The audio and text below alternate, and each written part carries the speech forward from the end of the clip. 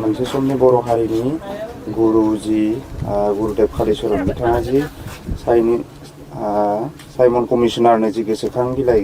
गथायनाय जि सान बे सानखौ दिनै नोंथांमोना बे सिबिसालियाव फालिदों दा बिनि गुदि बाथ्राफोरखौ एसे फोरमायगोन नामा? आच्छा गिबि मेडियानि साफ्रोमबो बाबामोननिसिम खुलुमनाय थाबाय आरो लोगोसे 2025 जिथु गोदान बोसोर बे गोदान बोसोराबो बयनिबोसिम जाहाथे मोनसे सान्थिनि परिबेस होफैयो दुर्नीति भ्रष्टाचार हिंसा हिंसि एना एनिफोरखौ फोजोबनानै आरो दिनै बाबामोना जिथु सोंथि सोंदों बे सोंथिनि फिननाया जोबोद ओंथि गोनां जिहेतु बाबामोना बयबो मिथिगौ आरो जोंनि सुबुं माहारिया दिनै बयबो मिथिनो हाबाय जे गुरुदेव कालिचरण ब्रह्मआ सासे ब्रह्म धोरोमनिल' गुरु नङा बे सारा बर' हारिनिनो सासे थार सैथो लामा दिन्थिगिरि आरो बिनि बिदिन्थिखौ गुरुदेवनि जिउ खौरांखौ फरायबानो रोखा रोखायै बयबो मिथिनो हायो। दा बेवहाय दिनै जि समावनोखि बर' हारिया बयजोंबो मुगैजादोंमोन नेवसिजादोंमोन सैया खालामजादोंमोन गादबनानै दोनजादोंमोन एखेबारे बर' हारिया मोनसे अलखद समाव माने गोग्लैदोंमोन बे समाव बर' हारिखौ फोथांनो थाखायनो जेरै गीता शास्त्रआव बुंदों जदा जदा हि धर्मस्य ग्लानि भगति भारत होननाय बे सुलुग बायदियैनो गुरुदेव कालिचरण ब्रह्मआबो बर'नि गेजेराव गुरु महरै आबिर्भाब जानानै बे बर' हारिखौ माने फोथांफैदोंमोन आरो बियो रांखान्थियावनो जा समाजखान्थियावनो जा राजखान्थियावनो जा सोलोंथाइ खान्थियावनो जा बे गोग्लैसोना थानाय बर' हारिखौ मोनफा मोनफा राहा दिन्थिनानै नै दानि थासारिसिम बर' हारिखौ लाबोनो हानाय माबाखौ जोंनो राहा लामाखौ होफैनो हादों। दा बे गुरुदेबानो बै समाव अलखदाव गोलैनाय बर' हारिखौ फोथांफिननो जिहेतु ब्रिटिश सरकारा बर' हारिखौ मोनसे क्रिमिनेल हारि हिसाबैबो सिनायथि होदोंमोन आरो बिराद गाज्रि हारि होननानैबो गुबुन हारिनि नारसिननायाव ब्रिटिश सरकारा बेबायदि गनायथि होनो नाजादोंमोन। दा बेफोरनिफ्रायबो गुरुदेबा बर' हारिखौ बासायनानै साइमन कमिसनारनो मोनसे मेमरेन्डाम होदोंमोन आरो बेनो जाहैबाय 1929 मायथाइनि 4 जानुवारि थारिखखालि बे समाव नर्थ इस्टनि केपिटेला बा राजथावनिया शिलंआवमोन आरो बे शिलंआवनो बे मेमरेन्डामखौ हैदोंमोन आरो बे मेमरेन्डामखौ हैनायनि उननिफ्रायनो बर' हारिया एसे हां मोनफिनदों। गतिके दिनैनि साना खुब मोनसे जारिमिनारि माने बियो गोसोखां सान दिनै नर्थ इस्टआव खुनु आनसलिक खुनु प्राइमारि खुनु जिल्लाया बे गोसोखां सानखौ रावबो फालियाखै एकमात्र जोंनि गहपुर हालामाव थानाय गहपुर आनसलिकनि सिङाव थानाय दैमालु प्राइमारि आफादाल' थांनाय 2017 मायथाइनिफ्राय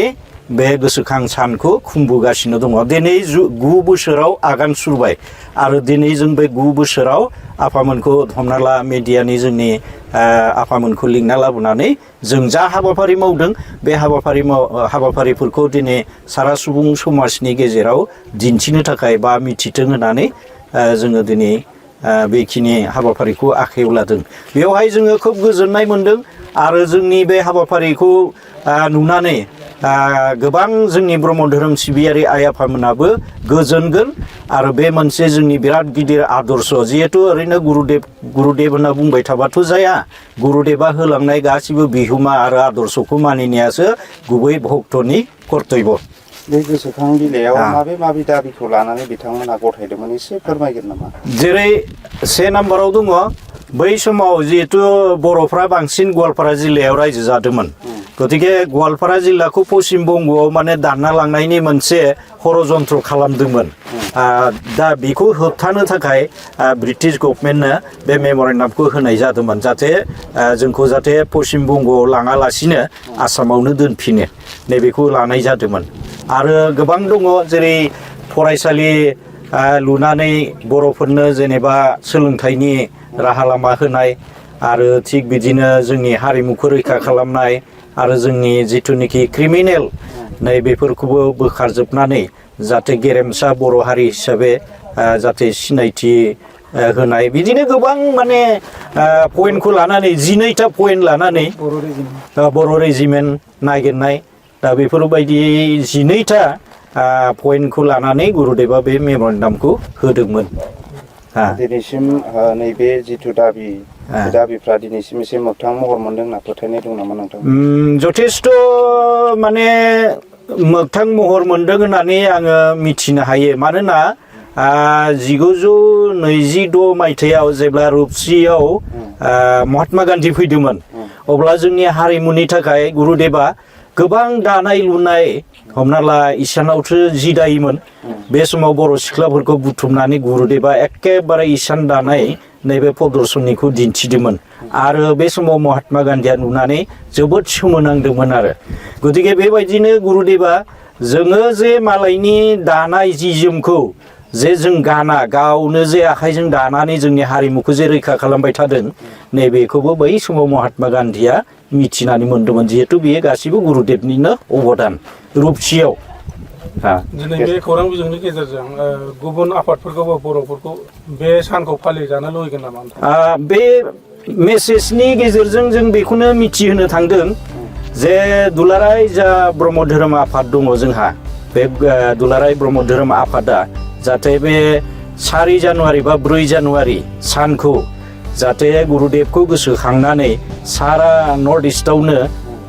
खुंनायनि मोनसे हाबाफारिनि टारगेट लायोबा जों खोब गोजोननाय मोनगोन आरो निस्सय लागोनबो होननानै आंहा मिजिं थिनाय दङ।